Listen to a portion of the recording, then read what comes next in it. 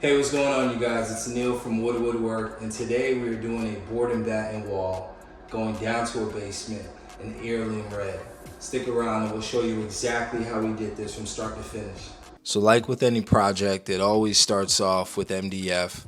Right now we purchased 40 pieces of MDF. We went with MDF because this is a room where there isn't a lot of humidity, so it'll be perfectly fine. We won't have to worry about warping or moisture content. Right now, what you see me doing right here is basically measuring the walls to get the length of the pieces that I need. I purchased all 12-foot pieces. In this video clip here, you see me basically cutting off the ends. All I'm doing is just cutting them off so that they're 90 degrees flush.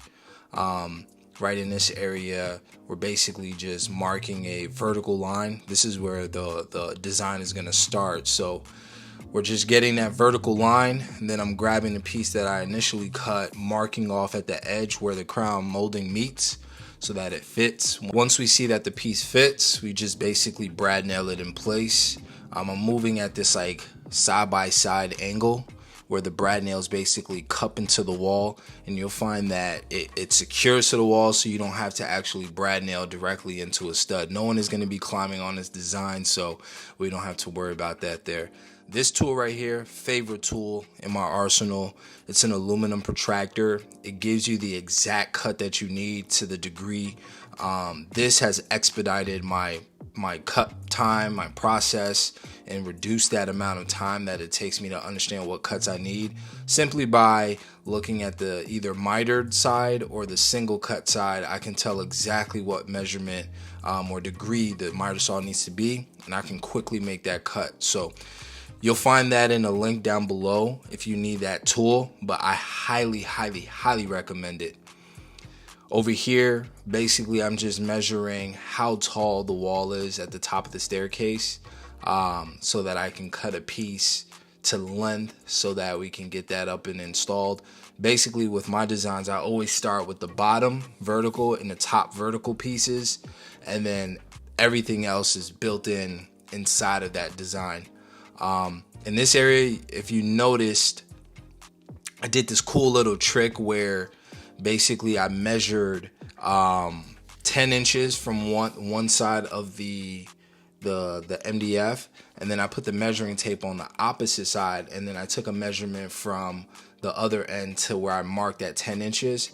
And basically what it does is it allows me to have an exact measurement of that inside area. You'll notice when you take a measuring tape within two corners, you always have that curved area, and you're having to kind of like fight with that curved area to figure out what the measurement is. And then of course, pulling out the aluminum protractor again to just get that angle measurement. This is Sam. If you guys haven't met her, you guys will meet her along the way.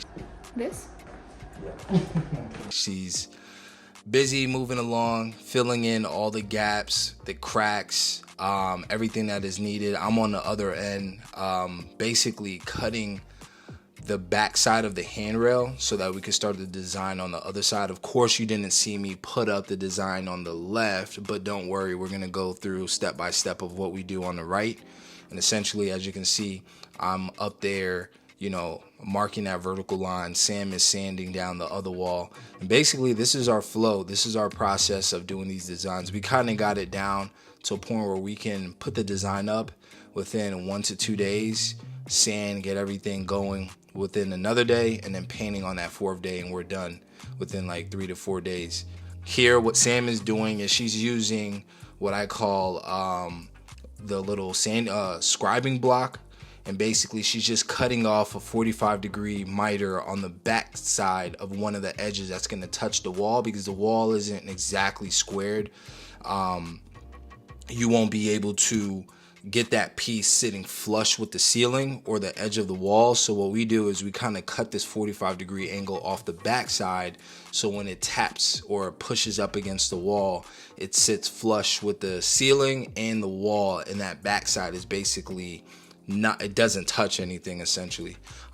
There'll be another clip later on in the video where you'll see that more in detail, but that's kind of the process that we take. Right here, you see us removing the handrail. Basically, we're just removing it so that we can work the design on the right side. It makes it much simpler and easy once we have that handrail taken down. And then you see me here basically just marking that vertical line where that first piece is going to start off. Always pull out the Milwaukee leveler, phenomenal leveler. And basically same thing on that side. Mark 10 inches, flip the measuring tape the other way, mark the remaining amount, add those two numbers together, and you get one piece. Yes, sir. And I'm using that little scribing block again to just kind of cove out the back side. Once it's in place, you put it up. Basically, you see as we're just kind of framing out the design. We always put a piece down on the stair skirt, because sometimes the stair skirt isn't exactly leveled, so it causes like issues with the design.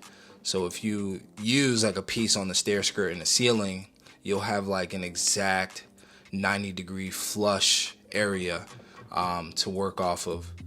And then over here again, you see we're using a scribing block, and you can see a closer look. Basically, I'm just kind of cutting off that back edge, creating like a void on the back side. That way the piece sits flush with the ceiling and the wall, and boom, as you can see here, you see how it's sitting flush with the ceiling. If I didn't cut that back side off, it would have a gap like so. So kind of scribing that back side out creates a void on the back side, and it allows the piece to sit flush with the wall and the ceiling. And just brad nail that bad boy in place. And then right here, what I'm doing is basically cutting a bunch of pieces to the same length. These are going to be the horizontal pieces that kind of creates that box. So basically I install these pieces first, and then I mark the wall, as you'll see in the next clip, the vertical, and then I basically take that measurement and then install it. And basically this allows me to kind of go through the flow super quick. Instead of having to cut one piece after another, I can do this instead and get it done very, very quickly. And as you see right here, we're basically installing that vertical piece. Sam is basically gonna mark where the piece meets the bottom stair skirt board, and then she's just taking that protractor out to get the angle for me. Usually when you're dealing with steps, you're gonna fall within 37 to 38 degrees most of the times. I know at least for every project that I've done, the vertical pieces are typically 37, 38 degrees. And then once you get those cuts, you basically just brad nail that bad boy to the wall and you're good to go. And then as you can see, we're just kind of going through the flow, just installing pieces, cutting pieces, installing pieces. And once you kind of get into the flow of what works best for you, you'll notice that you're going, like it doesn't take long at all. And like I said, using that method side by side to put the brad nails into the wall, basically when you punch one in, kind of going at a 45-degree angle from one end and then changing that 45-degree angle to go in at the other end, it basically cups and grabs the wall. And I mean, it's difficult to pull it off the wall unless you're like legit trying to pull it off the wall. It won't come off whatsoever. We've done countless walls, and none of our clients have ever reached back out to us saying that, hey, the design is no longer sticking to the wall, it's coming off of the wall.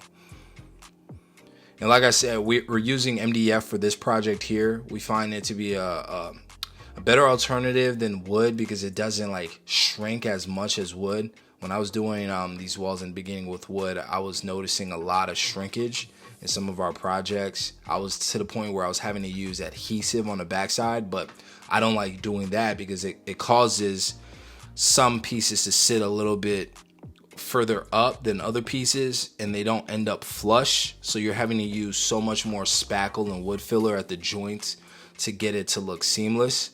And this method here, because there's nothing behind them, they all sit flush with the wall. And MDF kind of moves, or it has a little bit of give to it, so you can kind of contour it to the drywall. Some areas might be a little bit further forward than others, so you can kind of move it around. What I'm doing with the speed square is basically just marking where the bottom of the horizontal piece lands, and then just marking 23 to 24 inches down so I can get that perfect box. And then just taking those measurements, I cut them a little bit bigger, and then I basically put them in their spot where they're supposed to be, mark off where it ends on that last vertical piece that you see, and then I just cut them. And essentially they sit snug right in place and they're good to go. We brad nail them in and they're done.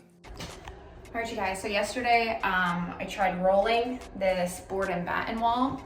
With this red color, the rolling it did not work. It wouldn't lay even, not with the red. So today I'm gonna go back through, prepping the area right now. I'm gonna spray it with a Graco sprayer. It is a sprayer that hasn't been released yet, so I can't tell you what it is, but I'm excited to try it, and I think it'll leave a much nicer finish, because the rolling, I would have to roll 3 coats for it to lay even. So we're gonna spray it, and we'll see how it goes. So cool. So this has the strainer, which I love. Our other Graco did not have that. Cool thing about that is it will get out any debris, since this is a can that was already being used. It'll get out any debris that may have got in there, any chunks, just in case. See, I already see a chunk. So I really wish I could show you guys this Graco gun, but unfortunately it hasn't been released yet.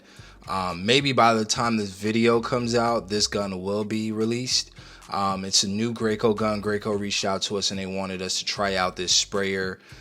Phenomenal sprayer. It's more of a DIYer sprayer, so I wouldn't really say that it's like a pro contractor grade sprayer to be using, but we find it to work very quick, very easy, especially when you're spraying colors like this, reds, yellows, orange. It's harder to hand roll them. It requires so many more coats.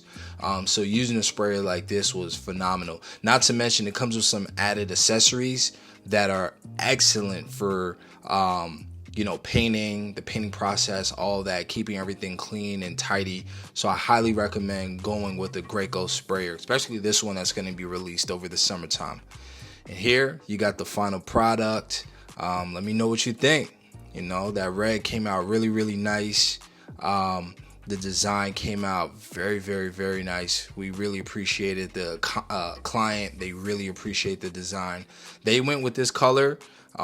We never went with a red or a darker color of that nature. Most of the times we kind of do like whites, blues, grays, colors along the lines of that. So it was refreshing to be able to do like a different color for a change. The design came out well. I wouldn't change anything about it. The amount of time it took us to do the wall was about 3.5, 4 days. Sam was the one that kind of stuck around for the painting process while I was starting another project. But ultimately, yeah, that was the whole process behind it. If you guys have any questions, drop them in the comments below. Let me know your thoughts on this project. If you like this format of video, me doing the voiceovers instead of the live interactive videos I did in the past, where I'm kind of explaining what it is I'm doing before you see it, let me know. I can ultimately go back to the other format. I just wanted to try this out to see if this works out best for you guys. But I appreciate you guys tuning in. Don't forget to subscribe to the channel. It really helps us. We're trying to get to that 1,000 subscriber mark. So if you guys can help us get there, that'll be phenomenal. We have some great content on the way, some how-to guides, some tips and tricks, some carpentry tips, some woodworking tips. And ultimately, we're just going to grow this channel and build this community up, of like DIYers, new woodworkers and carpenters, and ultimately the business side of it, because we do run a business. We've been in business for now the 2nd year. And Sam and I we're looking to hire one other person. So, stick around, join us on this journey. We appreciate you guys so greatly. Again, it's Anil from Woodwork. One more thing. Woodwork.